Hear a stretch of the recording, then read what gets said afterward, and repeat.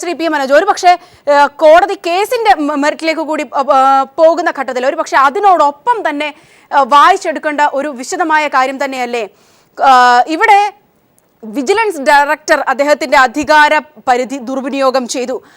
കൃത്യമായ റിപ്പോർട്ട് സുകേഷ് നൽകി. അതിന് മേൽ ഉള്ള ഇത്തരത്തിലുള്ള ഇടപെടലുകൾ വന്നു. കോടതി ചോദിക്കുന്നു, ഇത്തരത്തിലുള്ള ചില താല്പര്യങ്ങൾ വെച്ചുകൊണ്ട് വിജിലൻസ് ഡയറക്ടർ ഇടപെടുന്നു എന്ന്. കേസിൽ ഉടനീളം സർക്കാർ എടുത്ത നിലപാടുകളെ പോലും ചോദ്യം ചെയ്യുന്നു. സുപ്രീം കോടതി അഭിഭാഷകരിൽ നിന്ന് നിയമോപദേശം തേടിയ സാഹചര്യം ചോദ്യം ചെയ്യപ്പെടുന്നു. അത്തരത്തിൽ നിലവിലെ സംവിധാനങ്ങളെല്ലാം, ജനാധിപത്യ ഭരണ സംവിധാനങ്ങൾക്ക് അപ്പുറത്ത് നിന്ന് നമ്മുടെ മറ്റ് സംവിധാനങ്ങളെയെല്ലാം തകിടമറിക്കുന്ന രീതിയിലുള്ള സർക്കാരിന്റെ ഇടപെടൽ കൂടി ചോദ്യം ചെയ്യുകയല്ലേ ഹൈക്കോടതി ചെയ്തിരിക്കുന്നത്? തീർച്ചയായും വിജിലൻസ് കോടതി വിധി വന്നപ്പോൾ നേരത്തെ വിജിലൻസിൻ്റെ തലപ്പത്തുണ്ടായിരുന്ന ശ്രീ ജേക്കബ് തോമസ് IPS അദ്ദേഹം പറഞ്ഞത് സത്യം ജയിച്ചു എന്നാണ്. ആ സത്യം ജയിച്ചു എന്ന് പറഞ്ഞ ഉദ്യോഗസ്ഥനെ അച്ചടക്കത്തിൻ്റെ വാൾ കാണിച്ച് തകർക്കാനും അദ്ദേഹത്തിനെതിരെ കൂട്ടത്തോടെ ആക്രമണം നടത്താനുമാണ് മുഖ്യമന്ത്രിയും അതുപോലെ നിലവിലുള്ള പോലീസ് തലവൻ ഉൾപ്പെടെയുള്ള ആളുകൾ തയ്യാറായത്.